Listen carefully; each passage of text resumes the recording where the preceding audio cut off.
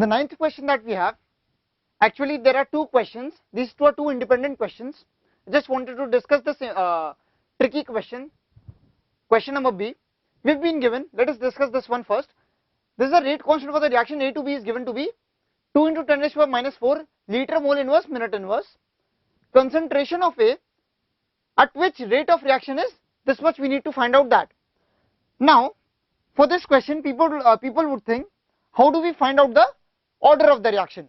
Now, always remember that the order of the reaction is found out by the unit of the rate constant. The unit of the rate constant which comes, rate of reaction is equal to K times concentration of A to the power some M. Now this, the unit of K will depend on the M, because if M changes, the unit of this quantity will change, and therefore the unit of K has to adjust so that that becomes equal to the rate of reaction. The unit of rate of reaction, that is mole into second inverse, molarity into second inverse. Now looking at this formula, this is coming out to be liter upon mole minute. This minute is fine, it will give the dimensions of time, but overall we need a dimension of mole per liter over here. Therefore it must be mole per liter into mole per liter,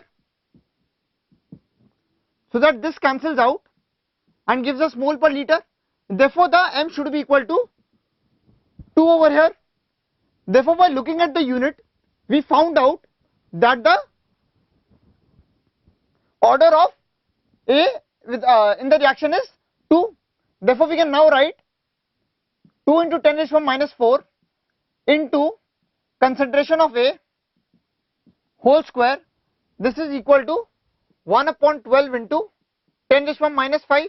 Now again one thing, this rate is given in minute inverse and this is given in second inverse. This is where students commit mistake. Therefore we should divide this by 60 so that to convert it into second inverse. On solving this, we get 4 into concentration of A whole square is equal to 1. Therefore concentration of A comes out to be equal to half M, that is equal to 0.5 M, which is our answer for the concentration of A at which the rate of reaction is this much. So final answer is concentration of A is equal to 0.5 M. So now let us solve the A part of the question, which is an independent question. We have been given hydrogenation reaction is carried out at 500 Kelvin. The same reaction is carried out in presence of a catalyst at same rate at 400 Kelvin. We need to find out the activation energy of the reaction if the catalyst lowers energy barrier by 20 kilojoule per mole. So you must first understand what a catalyst does. What a catalyst does is it always reduces the activation energy. Now we've been given that an important information is that at same rate, the rate of the reaction is same at 400 Kelvin and 500 Kelvin. We know that the rate of reaction is equal to rate constant into concentration of reactants. Now assuming this to be same, the rate of the reaction is same. When this is not given, we have to assume this to be constant. Therefore the rate of reaction is same means that the rate constant is constant, or rather same at the two temperatures. Now we know that the formula for rate constant is A into e raised to the power minus EA upon RT. Now this does not change with temperature. Now at the two temperatures 400 Kelvin and 500 Kelvin, we have the value of K to be same. Therefore the value of EA upon RT at two temperatures should be same, that is EA upon EA at 400 Kelvin upon temperature, that is 400 Kelvin, should be equal to EA at 500 Kelvin upon 500 Kelvin. Now we know that the catalyst has lowered the energy barrier by 20 kilojoule per mole.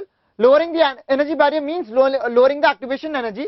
Therefore at 400 Kelvin we can write EA 400 is equal to EA 500 minus 20. Now from here we get that EA 400 is equal to 4 by 5 times EA 500. On substituting this here, we get this can be written as 4 by 5 times EA 500. Now using this we get EA 500 by 5 is equal to 20. That is activation energy at 500 Kelvin comes out to be equal to 100 kilojoule per mole. Now, therefore we get a final answer as the activation energy of the reaction at 500 Kelvin is 100 and at 400 Kelvin is equal to 80, and this is our final answer.